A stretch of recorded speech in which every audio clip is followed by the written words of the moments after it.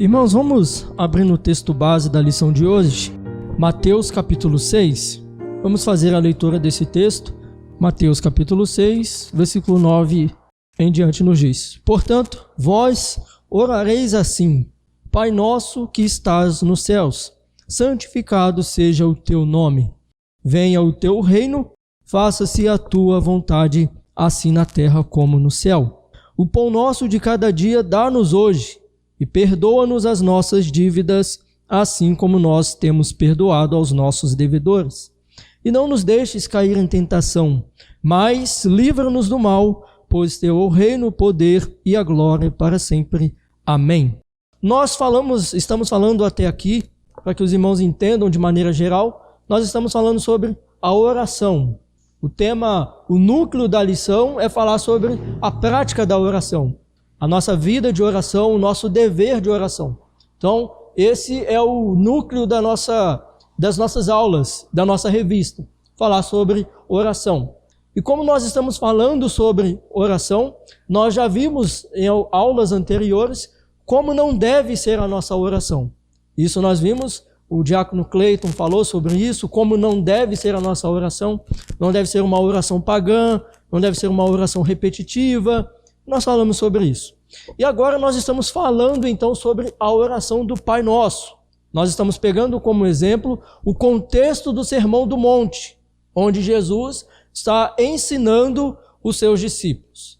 E como nós podemos ver, o Sermão do Monte ele começa no capítulo 5 e vai até o capítulo 7 do Evangelho segundo escreveu Mateus. E nós estamos falando então nessa aula sobre o Pai Nosso que está nos céus. Na aula anterior, antes do sítio, antes desse descanso que nós tivemos, nós falamos sobre o nosso Pai.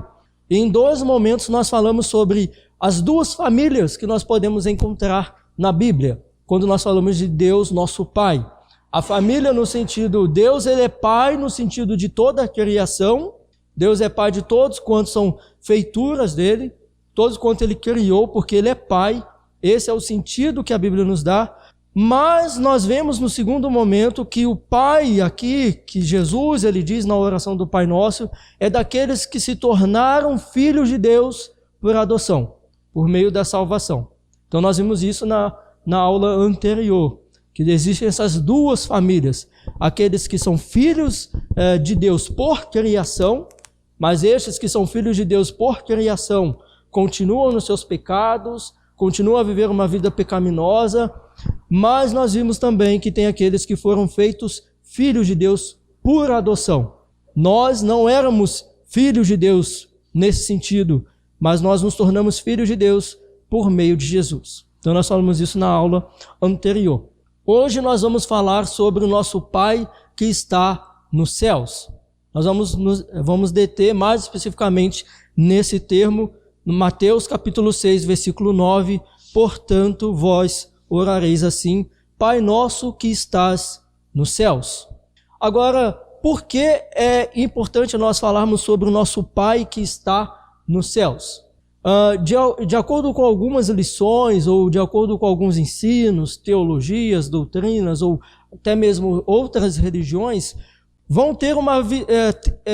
terão uma visão diferente a respeito daquilo que nós encontramos na Bíblia, a respeito do poder de Deus, a respeito da transcendência de Deus, a respeito da onipotência de Deus. Então, em linhas gerais, algumas religiões, algumas doutrinas vão falar que Deus ele é a própria natureza. Deus é a natureza.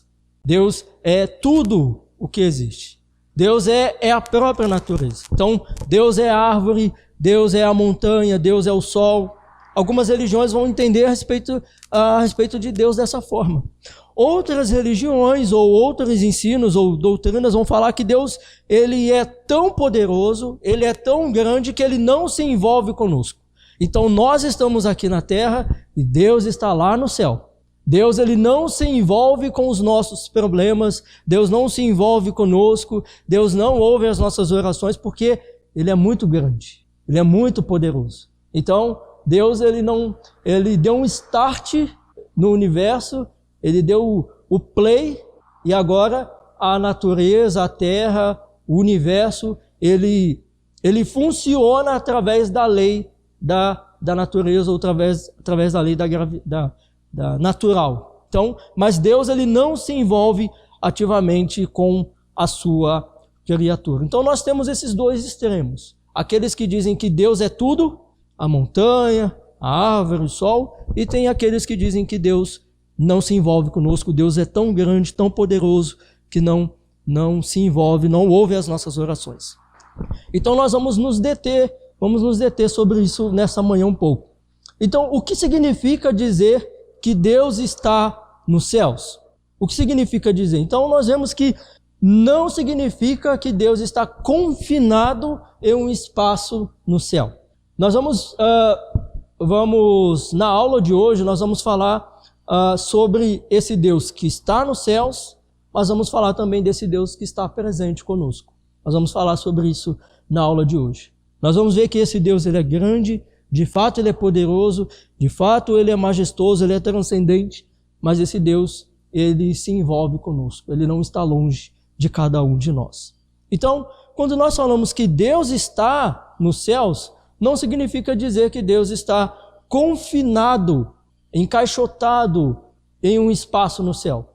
Não significa dizer que Deus ele está tão longe de nós. Vamos ver, eu peço aos irmãos que ajudem na leitura desses textos, vamos ver por que nós dizemos que Deus ele não está confinado em um espaço nos céus. Primeiro livro de Reis, capítulo 8, versículo 27. Quem achar, por favor, faça a leitura desse texto. Primeiro livro de Reis, capítulo 8. Habitaria Deus na terra, entre os céus e até os céus do céu não te podem conter, quanto menos esta casa que eu te indiquei. Então veja que nada pode conter Deus. Então nós não podemos dizer que Deus simplesmente está confinado em um espaço nos céus. Jeremias capítulo 23, versículo 23 e 24.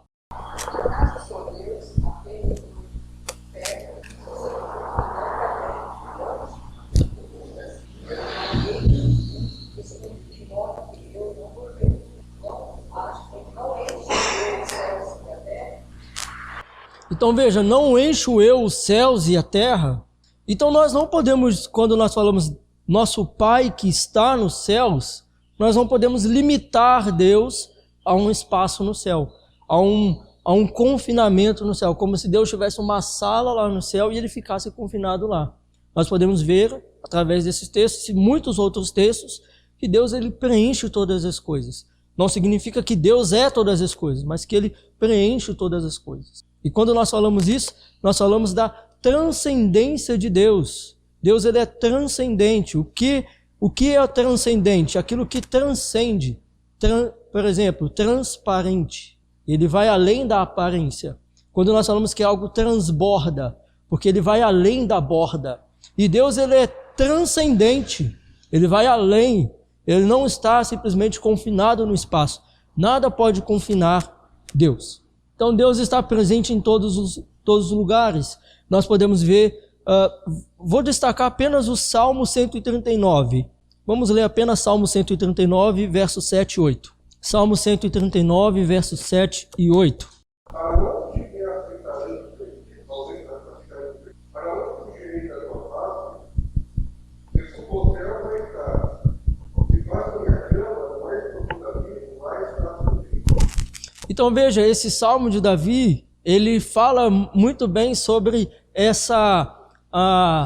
esse poder de Deus, que ele pode ir para o mais profundo mar, mais profundo abismo, e Deus lá está também. E veja que é por isso que Davi chama Deus pela sua causa.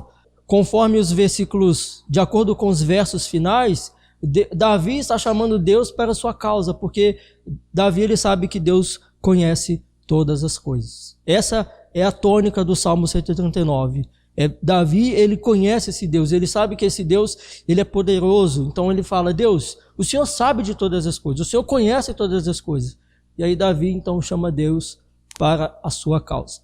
E aí tem outros textos, não está ali na lição, mas João capítulo 4, versículo 24, onde nos fala que Deus é Espírito, importa que seus adoradores o adoram em espírito e em verdade. Então, se Deus ele é espírito, se ele é imanente, se ele é transcendente, nós não podemos confinar Deus a um espaço no céu. Nós não podemos colocar Deus em uma caixinha e falar que Deus está lá.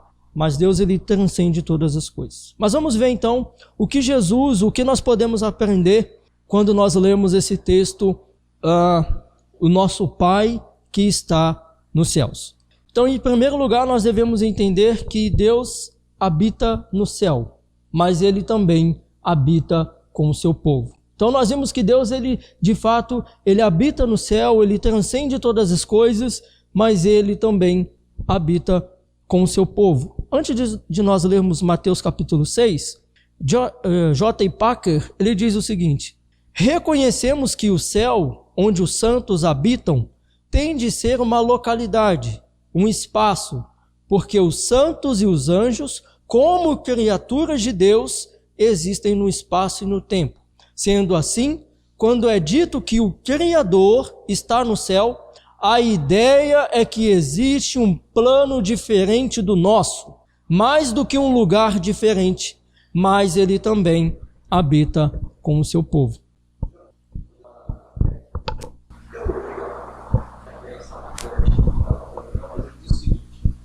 Quantos céus que tem outro texto que o João ele fala que foi levado até o pastor Vasco começa explicando. O primeiro céu é essa quantidade de nuvens e azul que a gente vê onde estão os astros. O segundo céu é onde Satanás habita, onde ele tem acesso. Porque quando vemos lá em Jó, que Satanás de olhar Jó foi até os céus para com Deus, mas não os céus onde Deus está, onde ele podia ter acesso. E o terceiro céu, onde Deus habita. Você falou nesse passo do ter uma localidade, então eu me lembrei dessa explicação dele. Então existe o primeiro céus, que é onde nossos olhos alcançam, o segundo céus, que ele fala que é uma habitação de Satanás, de onde ele observa as coisas, porque ele não é onipotente, que está no lugar onde ele veja a maioria das coisas, e o terceiro céus, que é a habitação de quando fala do arrebatamento, é Paulo, né? Quando ele fala que foi arrebatado até o terceiro céus. É Paulo, o apóstolo Paulo, quando ele foi arrebatado até o terceiro céus. Mas existe uma ideia dos judeus, dessa dimensões de céu. Por isso que ele fala que foi arrebatado até o terceiro céu, porque tem essa primeira camada, aí a gente poderia dizer até as nuvens, e há um outro tipo de plano, que é um plano mais especial, e tem o terceiro céu, que é esse céu onde tem mais onde Deus estaria no caso. Mas quando nós falamos aqui que nosso Pai está nos céus, nós estamos falando dessa transcendência de Deus que nós não podemos alcançar. Nós, como eu li essa frase do J. Packer, Deus está num plano muito diferente do nosso, que nós não podemos alcançar. É uma coisa que não vai caber na nossa mente limitada. Como que Deus está nos céus, mas Deus também está conosco?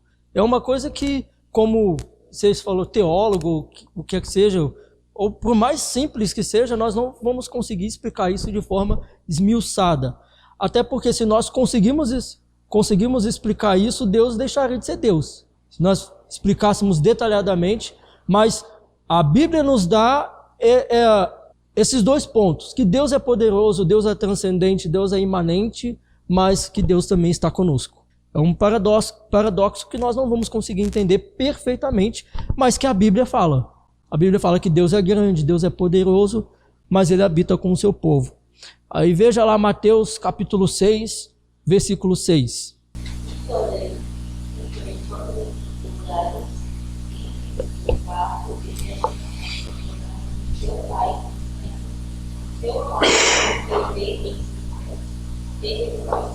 Então veja, mesmo ele sendo esse Deus poderoso, tão grande, ele vê as nossas orações em secreto. Quando nós fechamos a porta, a ideia de nossa intimidade, Deus está lá conosco. Então como que nós vamos explicar isso de forma tão tão clara, tão específica. O que nós podemos ver é que, de fato, a Bíblia nos mostra que Deus ele é poderoso, Ele é grande, mas Ele não está longe de cada um de nós. Deus não está longe de cada um de nós. E em segundo lugar, nós vemos que a segunda lição que nós aprendemos, que Deus ele transcende todas as coisas. Eu acho que isso já ficou muito claro. Então, há uma diferença entre Deus e os homens. Deus ele é o Criador e nós somos as criaturas. Então, Deus ele vai além de toda a criação, ele é transcendente. Ele não é a criação, ele não é a árvore, ele não é a planta, ele não é a montanha, mas ele vai além da sua criação. Por isso que nós falamos que Deus está no céu, porque ele vai além de nós, além da nossa capacidade, além da nossa limitação. E Jesus, com isso, então, ele nos ensina a 3 coisas. Jesus, quando ele fala que Deus está, o nosso Pai está nos céus, ele nos ensina 3 coisas. A primeira coisa que Jesus nos ensina é que Deus ele tem todo o poder e o direito de responder às nossas orações. Nós vemos que o nosso Pai que está nos céus é porque ele tem todo o poder, ele está além de nós, mas como soberano e como transcendente, ele pode responder às nossas orações segundo a sua vontade, segundo o seu arbítrio, segundo o seu querer. Ele está nos céus, nós estamos aqui na terra. Então nós temos que entender isso.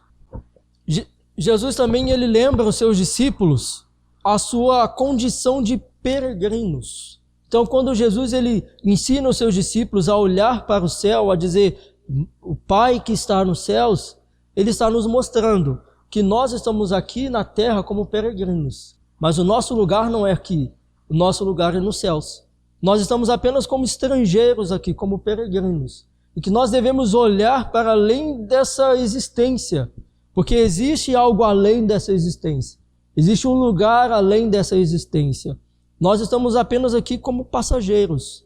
E por isso o nosso foco deve ser os céus. O foco das nossas orações, o foco dos nossos pedidos tem que ser os céus. Não apenas pedir coisas, nós podemos pedir, devemos pedir, mas os nossos pedidos em nossas orações devem ser além de coisas materiais, mas também deve ser por coisas espirituais. E às vezes nós pedimos só coisas materiais, bênçãos materiais, coisas aqui dessa vida e nos esquecemos dos céus.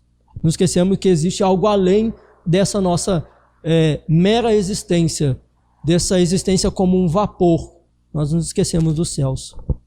E Jesus ensina também, pelo fato de Deus estar nos céus e nós aqui na terra, a nossa oração ela deve ser humilde, porque é Ele quem está nos céus e nós estamos aqui na terra. É Ele quem governa todas as coisas, é Ele quem rege todas as coisas, é Ele quem dá as bênçãos, é Ele quem derrama suas bênçãos, e por isso a nossa oração deve ser de servos humildes. Nós não podemos decretar, dizer que Deus tem que fazer isso, que Deus tem que fazer do nosso jeito, reivindicar, tomar posse, essas coisas todas aí, mas a nossa oração deve ser de servos humildes, que seja feita conforme a tua vontade, seja conforme o teu desejo, que seja para a honra e glória do teu nome, que seja até às vezes, quando nós pedimos a cura de alguém, ou a salvação de alguém, tem que ser para a glória de Deus. Nós não podemos simplesmente pedir a cura de alguém para o nosso deleite, para a nossa satisfação, um emprego ou qualquer coisa que seja. Tem que ser para a glória de Deus. Nesse aspecto aí, eu posso interessante dar uma resposta da presença do prego para que nós consigamos para glorificar Deus e gozá-lo para sempre. Se é este o propósito de Deus para nós, como a Bíblia tem mostrado que é, então eu não vou estar colocando na frente de Deus os meus pedidos pessoais. E o que nós percebemos no pessoal, nas pessoas em nossa volta que não têm o conhecimento da palavra, na nossa família mesmo temos uma tia que olha, Deus se construa lá em tal cidade, que meus filhos façam assim, que eu quero. Então é sempre um plano do homem, porque não conhece a palavra de Deus. E mesmo aqueles que conhecem, muitas vezes se põem em primeiro plano. Daí vem uma preocupação. que não temos orado pelos missionários, pela igreja perseguida, pela pregação da palavra de Deus, que é o primeiro plano. Sim. E nós esquecemos dessa oração, ou nós estamos acostumados a ouvir orações materialistas, orações triunfalistas, orações que exigem de Deus, que reivindicam coisas. Não, eu sou filho de Deus, eu não nasci para ser cauda, eu nasci para ser... Orações desse tipo e reivindicam a Deus, mas conforme nós vemos, nossa oração deve ser humilde, oração de servos, que entendem que Deus está nos céus e nós estamos aqui na terra, que Ele tem todo o poder e que nós somos apenas suas criaturas, que fomos adotados como filhos de Deus. Irmãos, até aqui tudo bem? Alguém gostaria de acrescentar algo, fazer alguma pergunta, alguma dúvida? Então, para a nossa aplicação, vamos ler um pouquinho de confissão, de catecismo. Quais sentimentos são abundantes em sua oração quando você se dirige a Deus? Para a nossa reflexão, antes da nossa conclusão, quais são os seus sentimentos quando você se propõe a orar? Quando nós nos dirigimos a Deus em oração? Quais são os sentimentos? Sentimento de medo, ou falta de fé, ou sentimento de superioridade que você... Quais são os sentimentos? Perdão? De culpa, de temor. Ao falar com Deus, ao orar, você tem a devida consciência de que possui outros irmãos pelos quais você deve orar e cujas necessidades deve apresentar a Deus? Porque veja que o texto fala Pai Nosso. Então tem essa ideia de coletividade. Então será que nas nossas orações nós lembramos, como o presbítero disse, daqueles que são perseguidos, dos missionários, dos pastores, dos nossos demais irmãos que precisam das nossas orações? E para nossa conclusão, nós vemos que na pergunta 189 do Catecismo Maior de Westminster nos é dito: o que nos ensina o prefácio da oração dominical? A resposta a essa pergunta é: o prefácio da oração dominical, que é Pai Nosso que estás nos céus, nos ensina, quando orarmos, a nos aproximarmos de Deus com confiança na sua bondade paternal e no nosso interesse nele, a ter reverência e todas as outras disposições de filhos, afetos celestes e o devido entendimento do seu soberano poder, majestade e graciosa condescendência. Condescendência é que Deus ele se humilha a nós. Ele está disposto, mesmo estando nas maiores alturas, ele se rebaixa, ele se humilha para ver as nossas orações. Deus ele é condescendente conosco, assim como a orar com outros e por eles. Então devemos ter essa disposição de humildade, desse sentimento paternal que nós estamos diante do nosso Deus, nosso Pai Celeste, nosso Pai que condescendentemente ouve as nossas orações. Dessa forma, diante de quem nós nos dirigimos? Nós nos dirigimos diante daquele que é o nosso Pai em Cristo Jesus. Nós não somos apenas, eu vou usar o termo aqui de Anthony Huckman, pessoas criadas. Nós não somos mais pessoas criadas. Nós agora somos, por meio de Cristo Jesus, filhos de Deus. Nós não somos apenas pessoas, criaturas, mas somos filhos de Deus, adotados por meio de Cristo Jesus, e por isso agora nós podemos nos dirigir a Deus como nosso Pai Celeste. Na oração do Pai Nosso, não nos dirigimos a uma divindade vingativa, diante da qual devemos nos postrar trêmulos. O nosso Deus é um Pai amoroso diferente dos falsos deuses, que, segundo seus seguidores, são seres vingativos e ciumentos.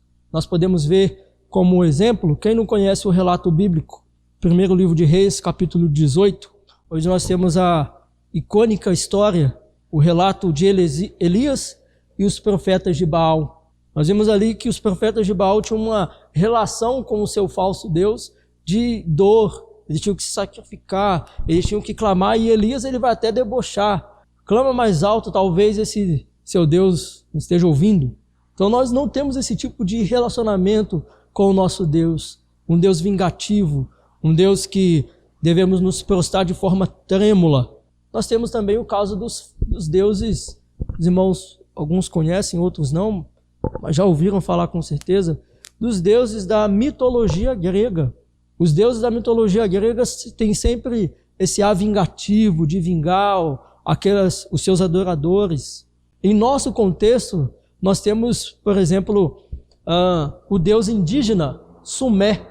Deus indígena Sumé. Ele foi o responsável por manter as leis e as regras. O deus indígena Sumé também trouxe conhecimentos como o cozimento da mandioca e suas aplicações nos diversos usos diários. Mas a história indígena vai nos mostrar que, em decorrência da desobediência dos indígenas, esse deus Sumé, ele partiu, foi embora rumo ao Oceano Atlântico, mas ele prometeu vingar os índios.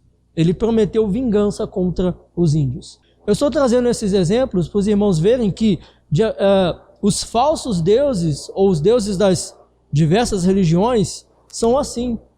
Os seus adoradores têm esse relacionamento de medo, sentimento de vingança, que a qualquer momento esse Deus a qual eles servem irá vingá-los, irá matá-los, irá destruí-los. Mas o nosso relacionamento com Deus da Bíblia não é assim. Nós temos um relacionamento com o nosso Deus paternal, nosso Deus amoroso. Deus, ele iria punir os nossos pecados? Sim, mas por meio de Cristo Jesus, essa ira foi sanada. Então, Deus ele iria de fato disciplinar aqueles que são desobedientes e vai disciplinar os pecadores no último dia. Mas por meio de Cristo Jesus, essa ira foi aplacada. E agora nós podemos ter um relacionamento com o nosso Deus. Nós podemos ter um relacionamento de pai e filhos para com o nosso Deus. E por isso, meus irmãos, esse nosso Deus, ele é aquele que provê os recursos necessários para nós. Ele provê paz, ele provê comunhão, ele provê conhecimento, ele provê vitória sobre o pecado, e ele provê até mesmo recursos materiais. Ele provê até mesmo suprimento materiais. Mesmo que nós não tenhamos toda a riqueza do mundo, não nos deleitamos com todas as riquezas que este mundo tem, mas aqueles que são verdadeiramente filhos de Deus não passam por tamanhas necessidades. Mesmo que coma um arroz com feijão, mas ele tem um arroz com feijão. Mesmo que ele não vista as melhores roupas, mas ele tem roupa para vestir. Mesmo que ele não more no melhor apartamento, na melhor casa, mas ele tem um teto sobre a sua cabeça. Mesmo que ele não tenha o melhor carro, não tenha o carro do ano, mas ele ainda pode ter um carro. Ele pode ter não estou falando aqui, irmãos, de prosperidade material. Estou falando aqui que Deus ele supre as necessidades dos seus filhos. Ele supre as necessidades dos seus filhos. No entanto, o que cabe a nós é pedir da maneira correta. E para pedirmos da maneira correta, cabe a nós obediência filial. E nós só teremos essa obediência filial se nós lermos a palavra de Deus, se nós estivermos constantemente em oração diante desse Deus. E aí nós pediremos o que nós precisamos pedir da maneira correta. Eu vou dar um exemplo aqui, já para finalizar. O João Emanuel. O João Emanuel, ele fica tão próximo a mim, ele fica tão perto de mim, que às vezes quando eu estou lá no computador, digitando, escrevendo alguma coisa, às vezes eu chamo assim, João Emanuel. Aí eu pego o copo, ele já sabe que eu quero café. Porque ele me conhece, ele está perto de mim, ele está próximo. Então, quando nós estamos próximos do nosso Deus, do nosso Pai, nós vamos pedir, nós vamos fazer as coisas corretas, porque nós estamos próximos desse Deus e Pai. Porque muitas vezes nós pedimos o que não convém? Porque nós estamos longe desse Deus. Nós não lemos a sua palavra, nós não temos o nosso momento devocional, nós não oramos, nós não falamos com Deus e por isso nós não conhecemos a sua vontade. E aí nós pedimos muitas coisas que não são para a glória do seu nome.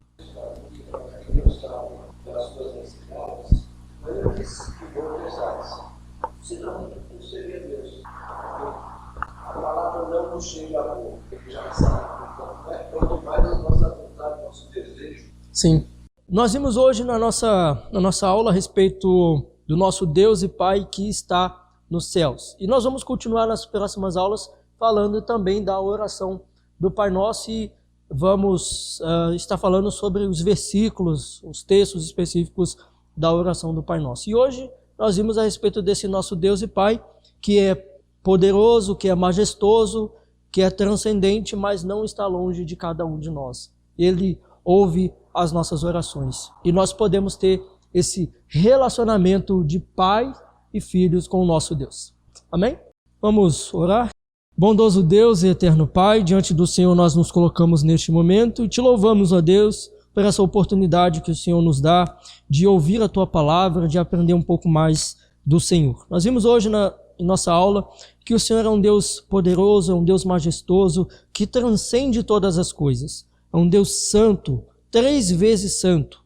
Mas nós vimos também que o Senhor não está longe de cada um de nós. O Senhor se inclina para ver o que se passa nos céus e sobre a terra. E por isso, ó Deus, nós podemos ter esse relacionamento paternal com o Senhor. Por meio de Jesus, aquele que morreu e ressuscitou pelos nossos pecados, nós podemos ter paz com o Senhor novamente. Que tenhamos uma vida de oração, uma vida de devoção, que tenhamos uma vida de leitura da Tua palavra, que tenhamos uma vida, ó Deus, que glorifique ao Teu nome. Perdoa-nos, ó Deus, se temos deixado a prática de oração, se não temos sido pessoas, homens e mulheres de Deus de oração. Perdoa-nos, ó Pai, se também as nossas orações têm sido individualistas, se as nossas orações têm sido materialistas, triunfalistas, se as nossas orações têm sido apenas para satisfazer os nossos desejos. Tenha misericórdia de nós, mas que nós entendamos nessa manhã que nós devemos orar como filhos, como uma família, orar pelos aqueles que precisam, por aqueles que necessitam, orar pela causa do nosso irmão, pela causa do nosso próximo, que nós devemos fazer orações que glorifiquem o Teu nome. Assim nós oramos, ó Deus, certo de que o Senhor é bondoso para conosco. Assim nós oramos em nome de Jesus. Amém.